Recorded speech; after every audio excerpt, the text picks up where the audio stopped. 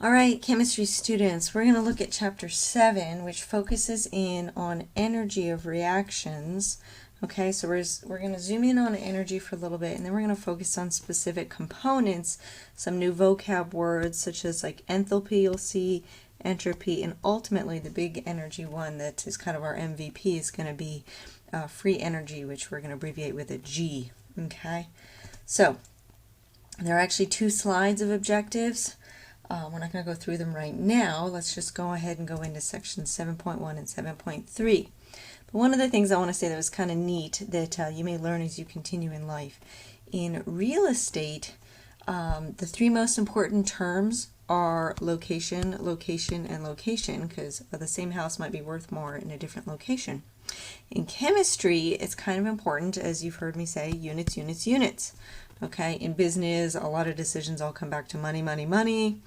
In actual reactions, for like why they occur in certain ways, why does this react with that, it actually all comes back to energy, energy, energy. Okay, so just keep that in mind. That's the whole purpose. It's like these react in the way they react because of energy. So this chapter is zooming in on, let's look at that and try to understand that a little bit more. Okay. Here's a law of conservation of energy. So we're not Harry Potter. We can't make energy come out of nowhere. But just to be clear, this law is energy can neither be created nor destroyed in any physical or chemical change. Okay, so ultimately it's going somewhere. It's leaving something and entering something else. Like bonds are breaking, bonds are forming. That kind of thing. Okay? So 2 types of energy that you may have heard of before are potential energy and kinetic energy. You probably learned those in a science class somewhere else. But in terms of how does it apply to you, potential is stored energy. The easiest example might be a pile of food sitting in front of you that you are about to eat, or water at the top of a waterfall represents potential energy, or maybe like at the top of a dam, potential energy as it goes down, as the water has left and gravity is pulling on it. That would be kinetic energy, energy of motion. So anything moving, muscle movement is kinetic energy.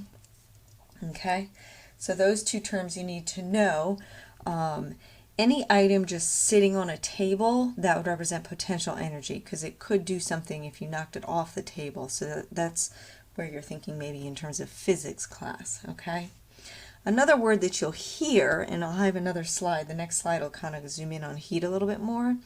You'll hear heat. Just to be clear, heat is a measure of the transfer of thermal energy, and sometimes people use heat and energy simultaneously, but heat, you're actually transferring energy from one substance to another substance. Okay, heat we've already seen is abbreviated with a little lowercase q. That's going to be the exchange of the thermal energy between a system and its surroundings. I'll go over system and surroundings on the next slide. What does that mean? Ultimately, in chemistry, the reaction we're talking about that's sitting in a beaker is the system, and then anything outside that beaker or container are the surroundings, okay? And then these 2 terms I just want to be super clear on. Once again, heat's the transfer of thermal energy. Temperature is measuring that thermal energy, which is why we have different degrees, the Kelvin temperature, degrees Celsius, degrees Fahrenheit. So temperature is recording that thermal energy of a specific sample of matter. Okay, so system and surroundings, this little diagram, if this box represents the entire universe, entire everything, everything, everything, the reaction you're zooming in and focusing on would be your system, okay? And energy can leave the system and go into the surroundings, as this left image is trying to show, or it can come from the surroundings and enter into the system, as this right red arrow is trying to show, okay? So as I said, generally our chemical reaction is going to be our system that we're focusing on, okay? And just to be clear, when we're zooming in on something, if we're looking at a system and there's a change of maybe temperature or a change of energy in the system, something like that, we would use this capital Greek letter delta, which looks like a triangle, and that would mean change, okay? So that would just generally be the final value minus the initial amount of property, okay?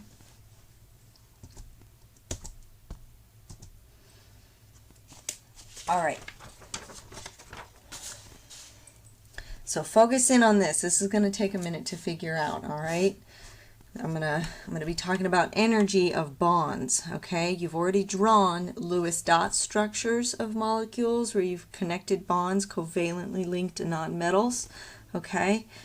Chemical reactions involve breaking bonds and forming new bonds. So we're going to have bonds that have a specific energy value associated with them.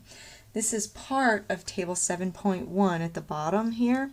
And for example, the carbon to hydrogen covalent bond, so that would be part of a molecule, because that's not just a molecule by itself, because that carbon doesn't have a complete octet. The energy of that bond, someone determined it to be 99 kilocalories per mole, or if you use the unit kilojoules, 413 kilojoules per mole. And you'll have some homework questions that'll focus with the unit kcal, and some will actually do kilojoules. So you need both. Chemists will use both, okay? So what does that actually mean? So if you remember, you could have more than one bond between substances. And so if you actually look at it in the Lewis dot structures, like in this case here, we've got the nitrogen to nitrogen bond here, and if you see here, it's the diatomic N2. There is an energy associated with breaking that bond, okay? And that particular bond is not this end-to-end single bond down in table 7.1, it's the triple bond, okay? So that plus a certain amount of energy, in this case the red 226 kcal per mole, will break the two nitrogens apart, okay? We call that the bond dissociation energy. So you could say that the bond dissociation energy for the nitrogen to nitrogen triple bond has 226 kcal per mole. That's how much energy it takes to break that bond, or 946 kilojoules per mole. Another example, to break the Cl to Cl single bond, so this Lewis dot structure here, let's circle this guy, that is just going to look like a single Cl to Cl and then the octet, okay? So that's just a single covalent bond of that diatomic substance. The energy to break it, the dissociation energy, is 58 kcal per mole, or 243 kilojoules per mole, okay? One other point I want to make on this slide, because they show the carbon to carbon single bond, double bond, and triple bond. Do you notice that the triple bond, it takes more energy to break a triple bond because there's 6 electrons involved instead of a single bond with only 2 electrons involved. So this carbon to carbon triple bond, you can say, is more stable, and that is why it takes a higher amount of energy to break it. Okay, that would be a good homework question. All right, 2 more terms we need to learn, exothermic and endothermic, okay? And we're going to dwell on this reaction, this endothermic reaction at the bottom for a little bit, okay? But there's a lot of information on this slide, and you need to really know it, okay? These two here are the same two that we were just looking at, except we're looking at forming the bond. So in an exothermic reaction, heat is released. So think of heat as a product. So if we just have A plus B produces substance AB combined, think of heat as over here, plus heat, okay? In an endothermic reaction, heat is absorbed. So as this diagram on the bottom shows, think of heat as a reactant. So that would be like A plus B plus heat produces AB, okay? Think of heat as a reactant. Now, are we going to call it heat in a chemical reaction? No, it would be written out as that energy value in this top example, 226 kcal per mole, or in the endothermic reaction, 43 kcal, okay? If you notice here, when it's written within the chemical reaction, it just says kcal there as the unit. Some professors will just drop the mole symbol. You should keep the mole symbol. It's per mole of whatever the substance is we're talking about. So it's per 1 mole of the oxygen or 1 mole of the nitrogen. We deal in moles, not in, say, grams. If you're given grams of a substance, you'd probably have to convert it to moles. Okay? The other thing you really need to make a note of, and that's not, it's on this slide, but it's not in my bullets, is that for an exothermic reaction, it's not on this slide, do I have it on the coming up slide? No, it's not. Okay, so it's delta H has a sign, whether it's going to be positive or going to be negative, okay? So you need to look. If delta H is negative, then we have an exothermic reaction. If delta H is positive, it says it here in the diagram, if delta H is positive, greater than 0, then we're going to have an endothermic reaction, okay? So that's really important. Another component I want to make a note about for the bonds is in an exothermic reaction, a reaction is exothermic if the bonds formed during the reaction are stronger than the bonds that were broken, okay, because that's going to end up producing heat as a product, okay? So that's another way to phrase that. Let's continue. This reaction down here at the bottom, which you already now know is endothermic, is on the next slide, okay? So same thing. Here's the definition of enthalpy, okay? Enthalpy was a value that I didn't define, I just wrote H on the previous slide. That is the measure of the amount of energy associated with substances in a reaction, okay? So that's the amount of energy in units of kcal per mole or kilojoule per mole, okay? So that was on the previous slides. I just wasn't calling it enthalpy, I was just calling it energy, okay? So this is the same reaction, N2 plus O2 plus heat yields a product, okay, 2NO, and that was the same endothermic reaction as the previous slide. So you can write it like this, but oftentimes chemists will have it written like it is at the very bottom of the slide, where we have the actual reaction as you've seen before already, and then we would say delta H is 43 kilocalories per mole. Do you see how here the mole is written, but when it's kind of written within the reaction, it's just not per mole? I think it is easier if you get in the habit of the way it's written at the bottom, where you've got the 43 kilocalories per mole or the kilojoules per mole, and you know that because this is positive, this is an endothermic reaction, and therefore if you actually wrote heat as a reactant or a product, it would be written as a reactant, okay? So that's really important to keep in mind, okay? So back to the bond dissociation energies. If you are looking at delta H for an entire reaction, you may sometimes see it as delta H RXN, short for reaction. If you're trying to calculate overall delta H for reaction from individual bond dissociation energies, you need to know the Lewis dot structures, okay? So you may, for example, on the previous slide, it may be a published value of the entire reaction. But on this slide, you may not have the entire reaction. You might have individual energies, okay?